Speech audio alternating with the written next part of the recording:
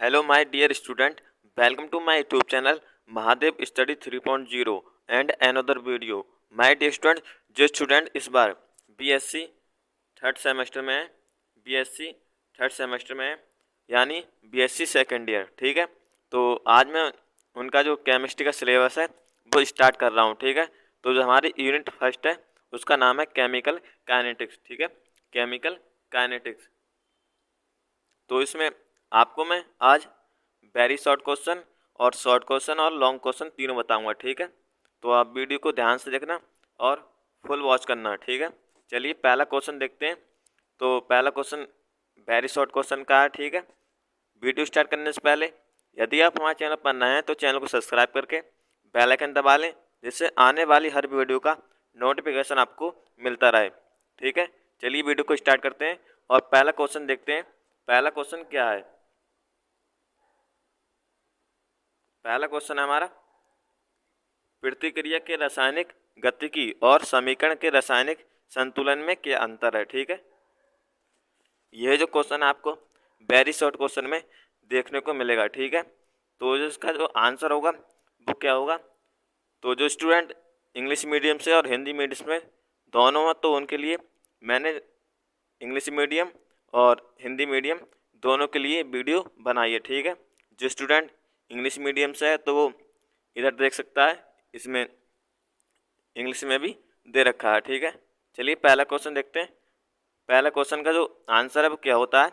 प्रतिक्रिया की रासायनिक गतिकी, प्रतिक्रिया तंत्र और प्रतिक्रिया दर के बारे में विवरण देती है, जबकि एक संतुलित रासायनिक समीकरण प्रतिक्रिया को स्टोइकोमेट्री के बारे में जानकारी देता है, ठीक है। तो जो आपको ये क्वेश्चन मिलेगा आपको कुल इतना ही लिखना है, ठीक है। चलिए दूसरा क्वेश्चन देखते हैं। दूसरा क्वेश्चन क्या है? और मैं आपको एक बात बता दूं, यदि आपको इसकी पीडीएफ चाहिए तो डिस्क्रिप्शन में टेलीग्राम ग्रुप का और व्हाट्सएप ग्रुप का लिंक है, तो वहाँ से आप ज्वाइन होके पीडीएफ प्राप्त कर सकते हैं, ठीक है। दूसरा क्वेश्चन है, बढ़ते तापमान के साथ प्रतिक्रिया दर क्यों बढ़ जाती है, ठीक है। तो इसका जो आंसर हो जाएगा क्या होगा? प्रतिक्रिया के तापमान में वृद्धि के साथ आयनों और अणुओं की औसत गतिज ऊर्जा बढ़ जाती है, क्योंकि आयनों और अणुओं के बीच टकराव अधिक होता है, ठीक है। तो इसका जो आंसर हो जाएगा वो यही हो जाएगा, ठीक है।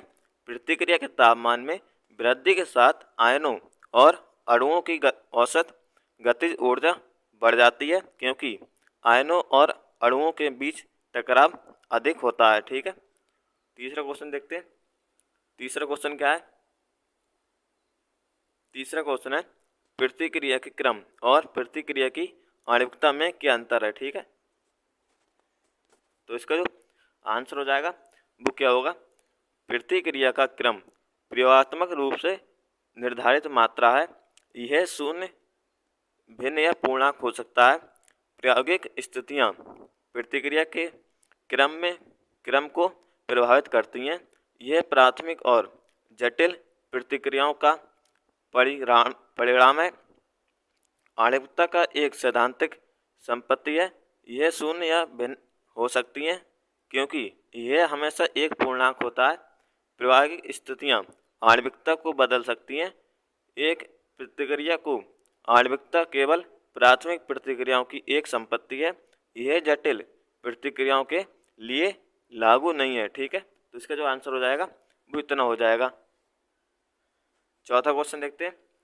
चौथा क्वेश्चन क्या है?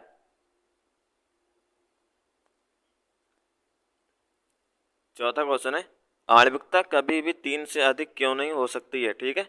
आणविकता कभी भी 3 से अधिक क्यों नहीं हो सकती है? तो इसका जो आंसर हो जाएगा वो क्या होगा? आणविकता 3 से अधिक नहीं हो सकती है क्योंकि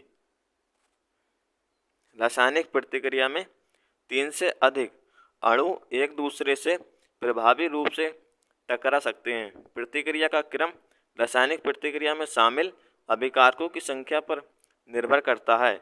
अभिक्रिया का क्रम अभिक्रिया में टकराने वाले अभिकारकों की संख्या भी निर्भर करता है। इसलिए उत्पाद बनाने के लिए प्रतिक्रिया में 3 या अधिक अणुओं के समवर्ती टकराव की संभावना कम होती है, ठीक है।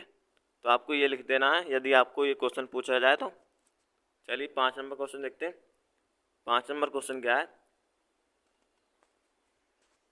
प्रतिक्रिया का क्रम शून्य क्यों हो सकता है लेकिन प्रतिक्रिया की आणविकता नहीं हो सकती है। ठीक है, प्रतिक्रिया का क्रम शून्य क्यों हो सकता है लेकिन प्रतिक्रिया की आणविकता नहीं हो सकती है। तो आपको इसमें क्या लिखना है वो आपको बताता हूँ। एक प्रतिक्रिया की आणविकता एक प्रतिक्रिया में भाग लेने वाले अणुओं की संख्या को दर्शाती है।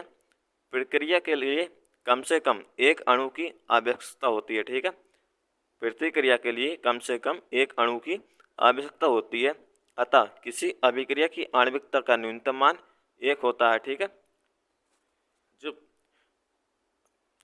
अभिक्रिया की आणविकता का न्यूनतम मान 1 होता है। ठीक है, और ये कभी भी शून्य नहीं हो सकता है। ठीक है, जो हमारा आणविकता का न्यूनतम मान होता है वो 1 होता है और शून्य नहीं हो सकता है, जबकि एक शून्य कम प्रतिक्रिया अभिकारकों की सांद्रता की दर से स्वतंत्र एक स्थिर दर दिखाती है। ऐसी प्रतिक्रिया तब पाई जाती है जब अभिकारक रासायनिक प्रतिक्रिया के लिए सामग्री को संतृप्त करते हैं। ठीक है, तो आपको इतना कुछ लिख देना है यदि आपको ये क्वेश्चन मिले। चलिए नेक्स्ट क्वेश्चन देखते हैं। नेक्स्ट क्वेश्चन क्या है हमारा, क्या अरेनिवस समीकरण केवल प्रथम कोटि की अभिक्रिया के लिए है। ठीक है, क्या अरेनिवस समीकरण केवल प्रथम कोटि की अभिक्रिया के लिए है। तो आपको इसमें क्या लिखना है, अरेनिवस समीकरण एक अभिव्यक्ति है जो दर स्थिर पूर्ण तापमान और एक कारक के बीच संबंध प्रदान करता है, जिसे पूर्व घातीय कारक भी कहा जाता है। ठीक है, प्रतिक्रियाशील कणों के बीच सही ढंग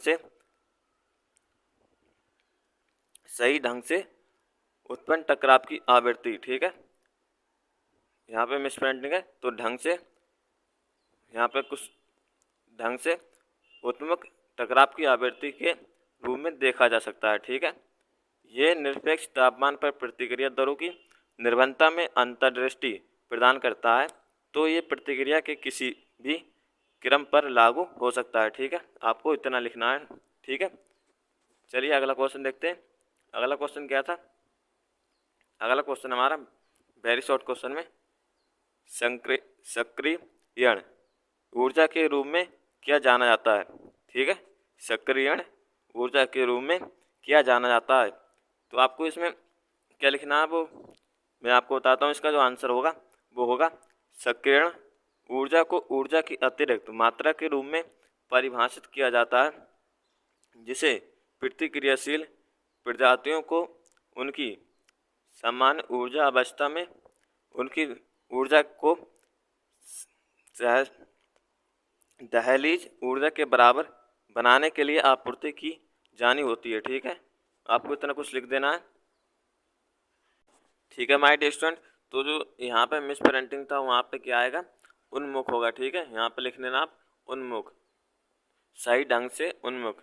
जो 22 नंबर क्वेश्चन है उसमें होगा सही ढंग से उन्मुख। ठीक है, यहाँ पे उन्मुख टकराव की आवृत्ति के रूप में देखा जा सकता है। ठीक है, तो अब 23 नंबर क्वेश्चन देखते हैं। 22 नंबर क्वेश्चन मैंने आपको बता दिया, मैंने इनमें कुछ मोस्ट इंपोर्टेंट क्वेश्चन लिए हैं। ठीक है ओनली।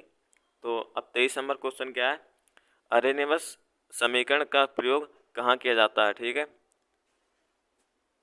अरेनियस है। ठीक है माय डियर स्टूडेंट, अरेनियस लिखा हुआ। ठीक है, चलिए देखते हैं क्या है, अरेनियस समीकरण का प्रयोग कहाँ किया जाता है। ठीक है, तो इसका जो आंसर हो जाएगा वो क्या होगा, दर स्थिरांक पर तापमान परिवर्तन के प्रभाव को निर्धारित करने के लिए अरेनियस समीकरण का उपयोग किया जाता है। अरेनियस ने तापमान और स्थिर दर के बीच गणितीय संबंध विकसित किया। ठीक है, इसमें आपको इतना कुछ लिख देना है। और अब बात करते हैं शॉर्ट आंसर टाइप क्वेश्चन। ठीक है, शॉर्ट आंसर टाइप क्वेश्चन, लघु उत्तरीय प्रश्न। तो इसमें जो लघु उत्तरीय क्वेश्चन है उसका पहला क्वेश्चन क्या है, अभिक्रिया 2NO plus Br2 2NO Br में जब Br2 की संख्या दोगुनी कर दी जाती है तब क्रिया की दर दोगुनी हो जाती है। जब NO और Br2 दोनों की सांद्रता दोगुनी कर दी जाती है तब क्रिया दर 8 गुनी हो जाती है।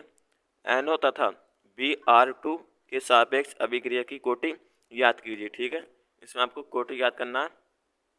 तो आपको इसमें कोटि कैसे याद करना है वो आपको बताता हूँ। तो आपको इसमें क्या क्या लिखना है, वो Br2 की सांद्रता दोगुनी करने पर क्रिया दर दोगुनी हो जाती है। ठीक है, तो हम क्या लिखेंगे, दर अनुक्रमानुपाती Br2। तो जो इसकी जो Br2 के सापेक्ष चोटी होगी कितनी होगी, 1 होगी। ठीक है, जो Br2 है,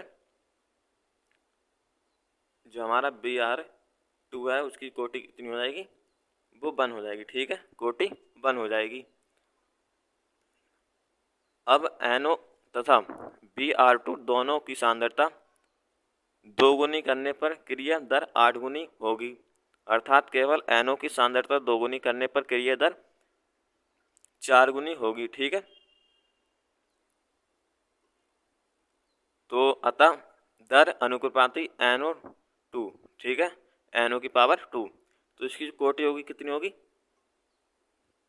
इसकी कोटि हो जाएगी वो 2 होगी। ठीक है, जो NO2 है, NO की पावर 2, तो इसकी जो कोटि होगी वो 2 हो जाएगी। ठीक है, NO के सापेक्ष क्रिया की कोटि 2 होगी। ठीक है, अगला